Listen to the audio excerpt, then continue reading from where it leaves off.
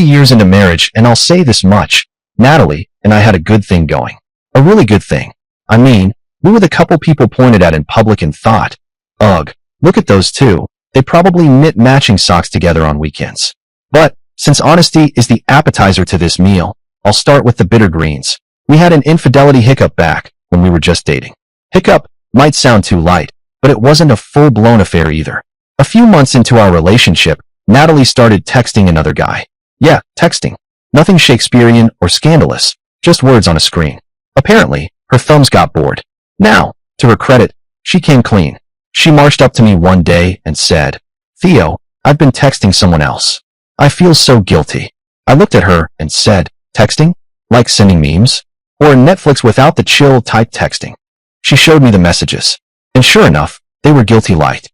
More like emotional coupon clipping than burn the house down adultery. Nothing physical. No, meet me at Motel 6, room 204. Still, I ended things. Done. Dusted. Goodbye. And then, because life has the comic timing of a drunk juggler, we got back together. Don't ask me how. I think she just wore me down with a mix of apologies and those puppy eyes that make you forget you even had a spine. She swore up and down, "It'll never happen again." I learned my lesson. And me? I believed her. Or at least, I believed the version of her that made me pancakes on Sundays. And over time, I did forgive her. Like really forgave her. Because she had told me herself. That, right there, was the magic. Had I found out on my own? Oh no, there wouldn't have been any phoenix rising from the ashes. More like phoenix crashes into a Walmart parking lot and bursts into flames. But she came clean, and I thought, okay, maybe this woman isn't the devil. Maybe she just had a stupid moment. After that, I kept a casual eye out. CSI, Husband Edition. If she so much as typed haha to a coworker, I'd be on it like a hawk. But nope, nothing. No signs. No shady late-night texting. No mysterious new friends popping up out of nowhere. She seemed locked in, present, sweet. So we went on to have this actually pretty great relationship. Like, disgustingly cute. We got married. Built a life. And honestly, things went so well that I buried the whole texting fiasco so deep in the archives of my brain it might as well have been a bad sitcom pilot. Not relevant anymore. She was grown up now. She'd learned. We were solid. At least, I thought so, until one little ding from her phone yanked me back into reality. It was a text notification. And wouldn't you know it, that's how I found out she might be talking to another man. So, naturally, I did what any self-respecting, totally not paranoid husband would do. I went through the messages. Yes, every single one. You better believe I turned into Sherlock Holmes with a side of nosy and energy. And what did I find? A whole lot of talk. No plane tickets. No receipts from a shady motel. Not even a "can you bring condoms?" text. From what I could tell, they hadn't even met up. The guy lives in France. France. At least she's got taste in long-distance disasters. There were a couple of, "oh, maybe you could come visit me" messages floating around, but they read more like bad travel brochures than actual plans. But here's the thing. Whether or not she was packing a suitcase and brushing up on her French wasn't the point. Just like the last time, she'd pole-vaulted right over a line that she and I had very clearly drawn together. I scrolled, jaw tightening, as I saw her confiding in this guy about everything. And I mean everything. Secrets I thought were just ours? Nope. Apparently, they came in a 2-for-1 deal and got shipped off to Paris. And the kicker? She was venting about frustrations in our marriage. Stuff she'd never even told me. Like, hello? I live here too. You could maybe bring these things up too, I don't know, your husband, instead of some baguette enthusiast across the ocean? Now, to be fair, she wasn't calling me a monster. There wasn't a single "Theo sucks" or "my husband is trash" in there. But still, these were private. Extremely private. The sort of things you only say in the sacred circle of marriage. Instead, she's over here turning Pierre into her emotional diary. And then there were the romantic messages. Oh yeah, those little gems. They weren't sexts or erotic sonnets. Nothing X-rated. But there was an undertone of longing, that ooey gooey, "I wish you were here" vibe that made it crystal clear she wasn't just talking to a new bestie. It stung. I won't lie. People say the worst part of cheating is when your partner gives their body to someone else. No. Wrong. Absolute nonsense. The worst part is knowing they want another person more than they want you. Reading her messages made it painfully obvious. She wanted him more than she wanted me. That realization split me open like a cheap piñata at a kid's birthday party. And look, I'm not perfect. Never claimed to be. But I gave it my best shot. Our relationship mattered to me. I showed up. I tried. And a part of me knows it wasn't my fault. Cheating is always the cheater's fault. There's something broken in people who cheat. It's them, not the victim. Everybody knows this.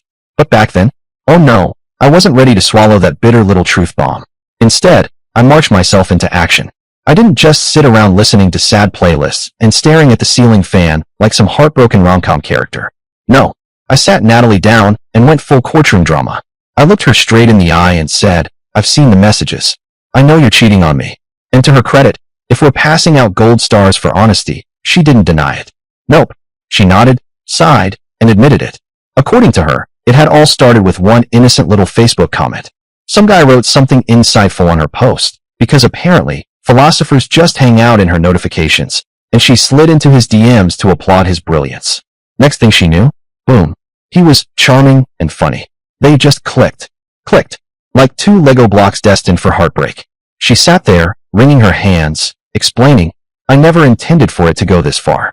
It wasn't like my plan the second I messaged him.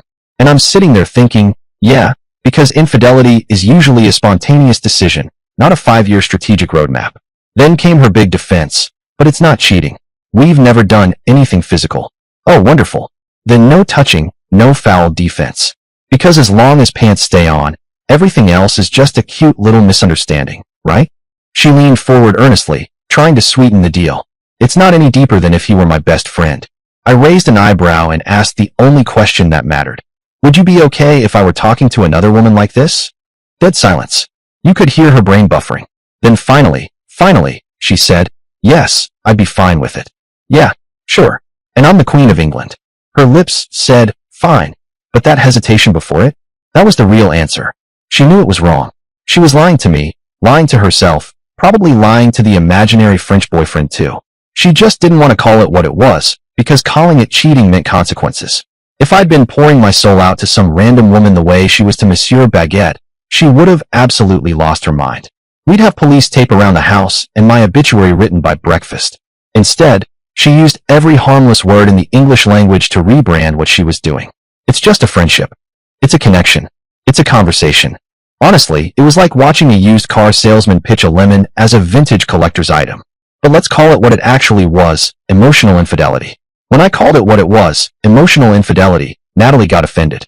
Like, genuinely insulted, as if I'd accused her of stealing candy from a baby. She crossed her arms and snapped, you're just thinking like a man. You can't comprehend that a man and a woman can be friends without there being something deeper. Oh really? That was her angle? I didn't even flinch.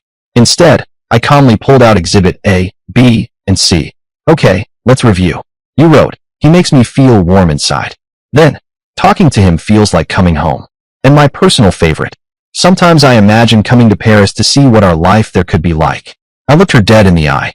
Natalie, do those sound like things you'd say to a friend? Because if that's your definition of friendship, I'm suddenly terrified for all the guys in your contacts list. That's when she got angry. Not guilty angry. Defensive angry. She waved her hands like she was on trial for jaywalking. You're being manipulative. You're twisting my thoughts and feelings to make them seem like something they're not. Oh, fantastic. She was the victim now. Cue the tiny violin. I leaned back and said, right. I'm the manipulator here. Not the one sending love letters light to Jacques in Paris. Then she really went for it. You're being immature. You're dragging up mistakes from my past. I already paid for it. You were supposed to forgive and forget. I blinked at her. Forgive and forget? Natalie, you're literally replaying the same mistake like it's a greatest hits album. You don't get to call it the past when it's currently happening. We didn't exactly end the argument with a neat little bow. No tidy resolution, no lesson learned montage. She's still insisting that what she did wasn't cheating. Meanwhile, I'm sitting there thinking she's arguing on technicalities like a shady lawyer. Sure, she probably never slept with the guy. Probably never even typed the words, I want to sleep with you. Though let's be honest, imagining life in Paris with him wasn't far off. But spilling your soul to another man like he's your boyfriend? Yeah, that's cheating of the rip your guts out quietly variety. She stepped way outside the boundaries of what we built. So I told her, calmly and clearly, what I wanted to do next. Natalie, I'm going to do what I should have done the first time you pulled this stunt back when we were dating. I'm going to end things for good. She didn't take my little, ending things for good speech well. Shockingly, telling your wife you're done doesn't get you a polite handshake and a thank you card. Instead, she sprinted right back to her greatest hits defense album, You're blowing this out of proportion. It was just a harmless conversation. You're insecure. Right. Because describing another man as home is as harmless as comparing him to a favorite casserole. And then she upped the ante. Out of nowhere, she squinted at me and said, "You know, it's abuse to go through my messages." Excuse me? Abuse? I nearly dropped my phone. I had no idea how that math was supposed to add up, and when I asked her to explain, she couldn't. Just lobbed the grenade and walked away like it was a mic drop. But I'll tell you what, it scared the hell out of me. Abuse is a heavy accusation, the kind of word that could absolutely nuke my life if she decided to toss it around in public. And the way she just casually dropped it, like she was ordering a latte? Yeah, no thanks. I suddenly realized I might be seeing a version of Natalie I hadn't signed up for. The dark side of the moon version. Because here's the thing, women, when they want to punish you, can be terrifying. She wasn't just hurt or defensive anymore. She was dabbling in nuclear options. And I wasn't about to stand around to see what other words she had loaded in the chamber. So, I stopped arguing, zipped my lips, and started packing. No more debates, no more courtroom drama. Just me, my suitcase, and my escape plan. And because I wasn't about to give her the chance to invent a story later, I flipped on my phone's camera. Yep, I recorded myself packing up like I was filming a sad, low-budget reality show. All the camera caught was Natalie sneering, "You're a coward, running out of this relationship over something meaningless." I didn't bite, not a word, just folded my clothes, zipped my bag, and focused on my one-way ticket out of Crazyville. Loaded up my car that same day, heart-pounding but determined, and headed straight to talk things over with someone I trusted. I told him about my concerns, that Natalie had tossed out the abuse card, and how scared I was of what she might accuse me of next. He looked me dead in the eye and said, "You were right to be worried, Theo. And you absolutely did the right thing once those concerns came up." The advice I got was simple and blunt. Don't ever let yourself be alone with her again, and document everything. Every text, every call, every smoke signal, record it. So, that's exactly what I did. Once the divorce papers were ready, I didn't even have to be there. A professional handled it. Nice and clean. No drama. No yelling across the kitchen table. She got served, and I just sat back like I'd ordered takeout. Of course, she called me as soon as the papers hit her hands. And you better believe I answered with my phone already recording. CSI, Divorce Edition. Her voice came through the line sharp and trembling. "Theo, are you sure this is what you want to do? You're throwing away 3 years of marriage over some texts with a friend." I almost laughed. Some text with a friend? Yeah, and the Titanic just had a minor leak. I said flatly, "Natalie, it was more than just text with a friend, and you know that. You completely disrespected our marriage by flirting with another man." Silence. Sweet, hopeful silence. For a moment, I thought maybe, just maybe, she was going to apologize. A tiny sliver of remorse, a little "Theo, I screwed up, please forgive me." Instead, she doubled down like she was betting the house in a poker game. "No, Theo, I think you're the one who's cheating. That's why you're projecting onto me. Your guilt is making you see infidelity in a platonic relationship." I blinked at the phone. Really? That's your move? Turn this into some reverse Uno card situation. I honestly couldn't tell if she actually believed the words spewing out of her mouth, or if she was just trying to mess with my head. And I'll admit, if her goal was to gaslight me, it almost worked. Almost. But here's the thing. There's only so much gaslighting you can do before the facts slap you in the face. I'd seen the messages. They weren't platonic. They weren't friendly. They read like love notes passed between two awkward high schoolers trying to be poetic, but just ending up cringy. She felt something for him. The only reason she hadn't acted on it was because he was across the Atlantic Ocean, not because she didn't want to. I was exhausted with the circus of it all. So I cut it short. No more back and forth. I just ended the call. All I needed from Natalie was one thing. Her signature on the divorce papers. Simple, clean, sign on the dotted line so I could move on with my life. But apparently, simple is not in her vocabulary. If she could find a way to make tying shoelaces complicated, she would. So instead of quietly signing, she decided to recruit her sister. Yep, out of nowhere, I get this fiery message from Natalie's sibling. Normally, she and I are on decent terms, holiday dinners, polite small talk, the usual pass the mashed potatoes dynamic. But this time, oh no, this time she came at me like I'd just kicked her dog.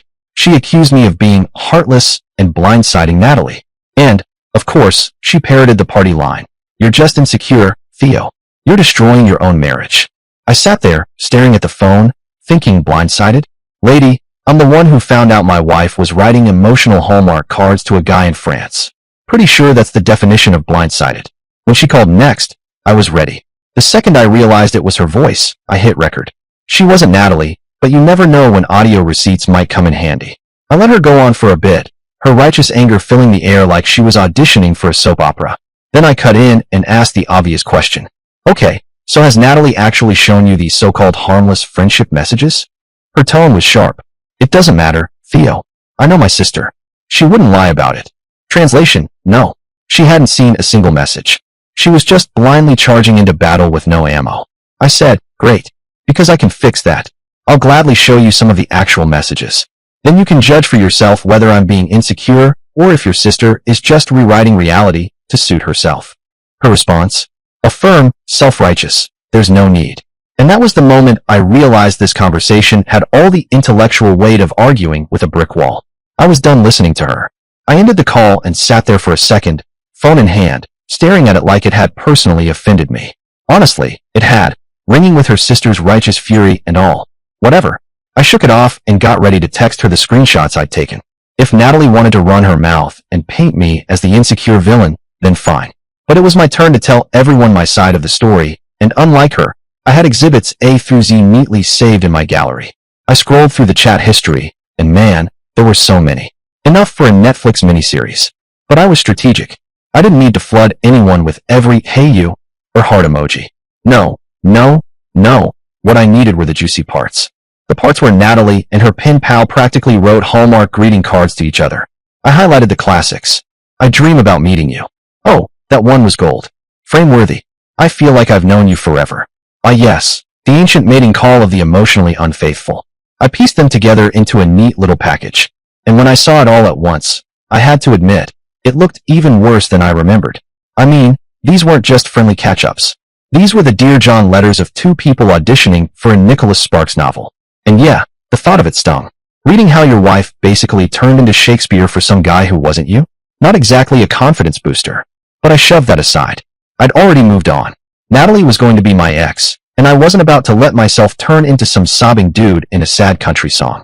No, I was focused, sharp, petty with purpose. When everything was ready, I sent the messages out like a proud parent showing off baby photos. Except these weren't cute, they were damning.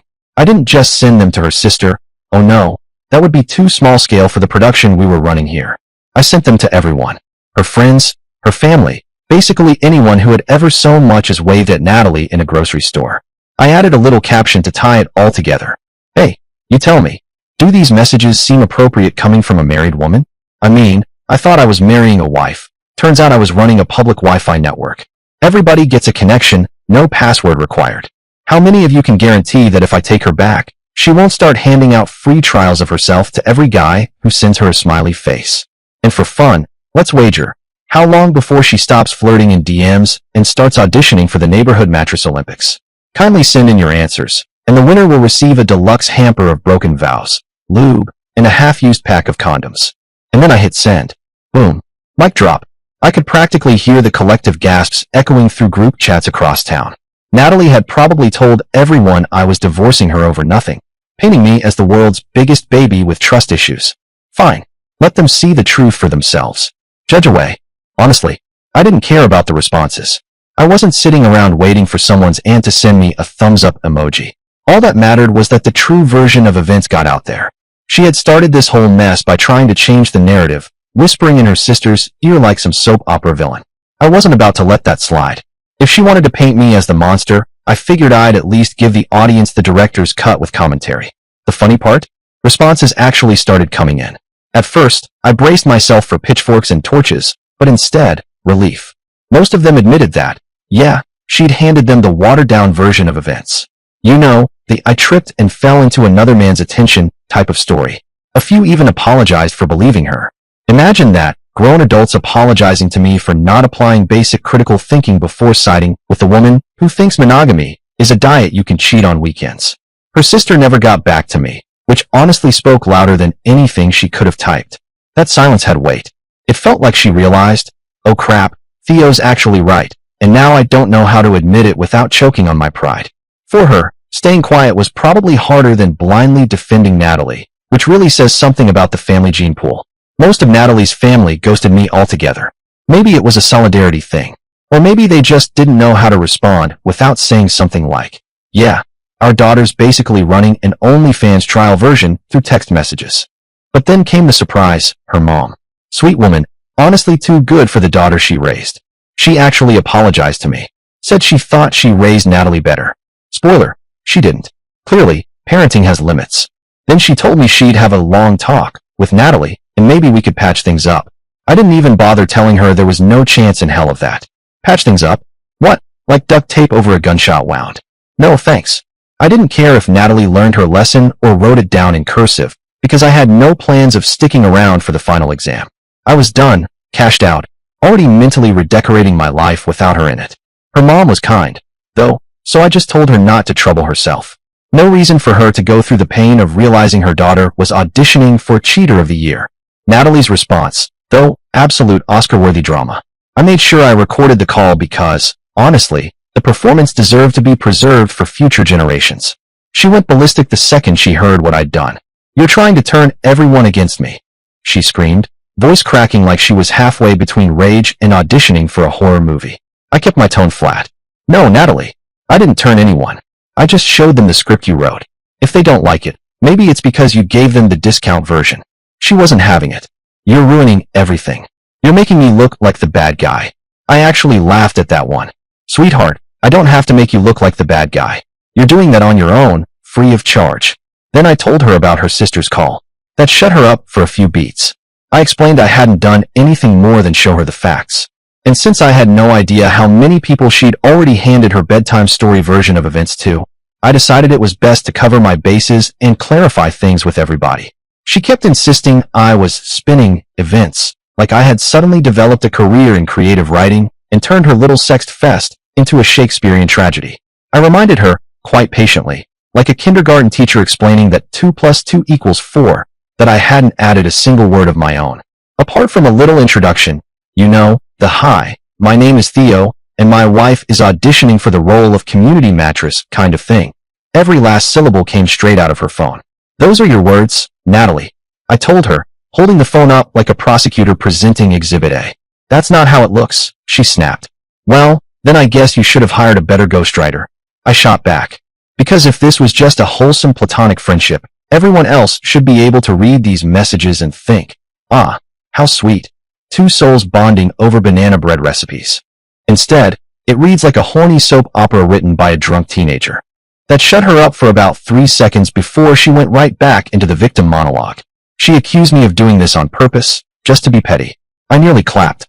Correct, Natalie, you started spreading stories first. I just figured we'd do a little group project. You submitted your half, and I simply sent the homework around so everyone could grade it. Turns out, they didn't like your handwriting. She hated that. She always hated when I didn't crumble under the force of her drama. I told her straight. I was ready to divorce, sign the papers, and skip merrily into a future that didn't involve her or her wandering thumbs. But since she decided to invite her whole family to the pity party, I figured it was only fair I RSVP'd too, with screenshots. She couldn't blame me for everyone finally seeing her for what she really was. After that, she went radio silent. No texts, no calls, nothing. Maybe she realized there was no point in trying to manipulate me anymore. Or maybe she was just stewing in a hot bath of her own rage. Either way, it was a win for me. I was already seeing enough of her in court as it was.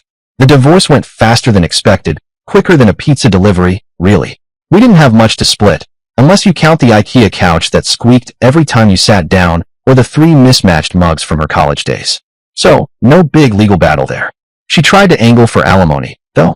Oh yes, she actually had the audacity to stand there, look the judge in the eye, and claim she deserved support. Support for what? She wasn't exactly living in the lap of luxury with me. We both earned about the same, neither of us was carrying any kids, and the marriage hadn't even lasted long enough to need an anniversary photo album.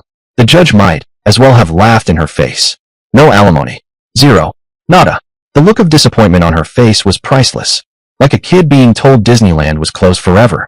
I could almost hear her inner monologue. But how will I fund my glamorous trip to France now? How will Pierre know how much I suffer without his baguette? I was glad she could find another creative way to finance her European fantasies. Maybe another platonic friend could chip in. As for what she's been up to since the split, I honestly don't know, and I don't care enough to Google it. Maybe she's still writing love letters to her French pen pal. Maybe she'll actually pack up and move in with him. live her little Emily in Paris dream. Though between us, I doubt it. She always liked the idea of adventure, but in practice, she's more of a cry when the Wi-Fi goes out kind of person. The one thing I do know is that everyone in her social circle now knows exactly what type of person she is. Word travels fast, especially when you provide the receipts.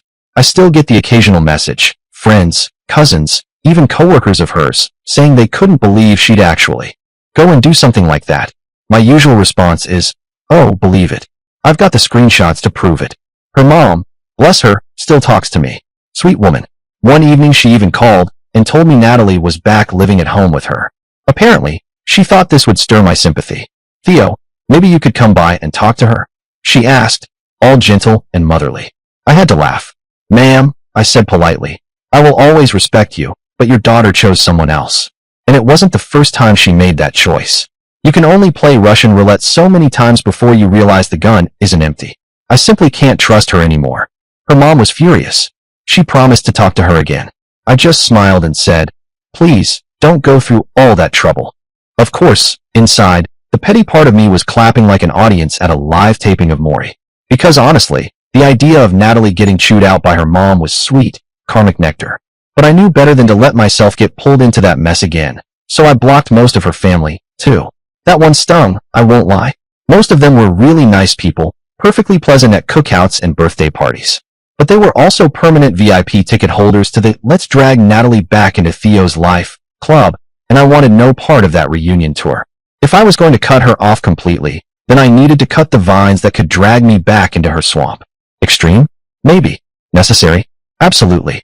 Moving on from her was the best decision I've made since switching from regular to double-ply toilet paper.